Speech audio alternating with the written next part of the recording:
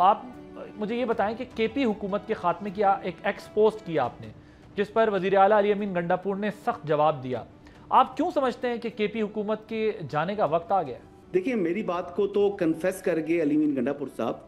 उन्होंने जो चैलेंज दिया था, उस चैलेंज में तो आधा कन्फेशन मौजूद है कि उन्होंने कहा कि अगर कोई अदालतों के ज़रिए या कोई गवर्नर रूल के ज़रिए या कोई मार्शल लॉ के ज़रिए मेरी हुकूमत का खात्मा होता है तो भाई आपके ऊपर जो है वो मुतअद्दिद मुकदमात चल रहे हैं जो कि कंक्लूड होने के करीब हैं।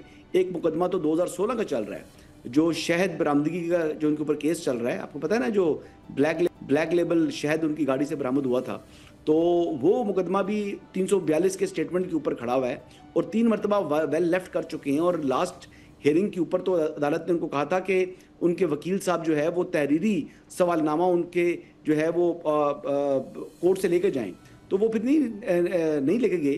जो उन्होंने एप्लीकेशन दी है बेसिकली बरियत की, वो बरियत का जो है वो भी इन लेंथ उनकी जो हेयरिंग सुनकर 5 घंटे के उन्होंने कहा जी उनको दलाल देने हैं, दलाल देकर फैसला सुना देंगे। तो उसमें तो आपको याद है वैसे वो फुटेजेस जो टेलीविजन चैनल्स के ऊपर चली थी 2016 के अंदर, जब निकाला जा रहे थे तो रास्ते में नाके में जब रोका गया था तो वो फिर भाग पड़े थे।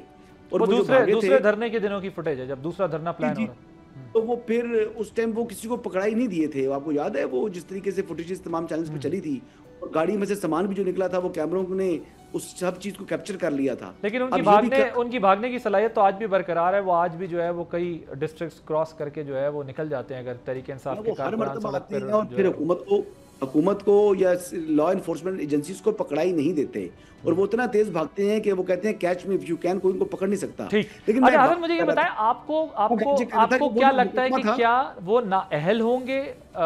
ये लगता है आपको केसेस की बुनियाद पर जो आप बात कर रहे हैं, या वोट ऑफ नो कॉन्फिडेंस आएगी? देखिए जी, अभी तो वो उनकी ख्वाहिश है कि उनको वोट आउट किया जाए।